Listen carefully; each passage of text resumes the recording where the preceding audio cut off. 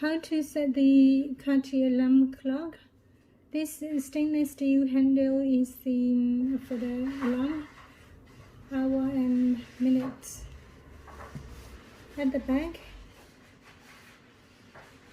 here is for the clock. This one is for the alarm, and this is to stop the alarm, stop and start the alarm. So now let's just say we will set the alarm at 11 o'clock.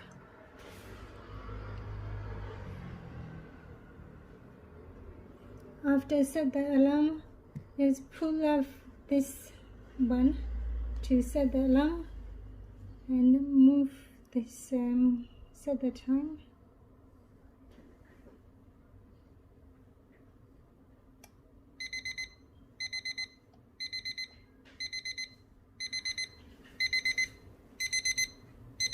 Press this button to start the alarm.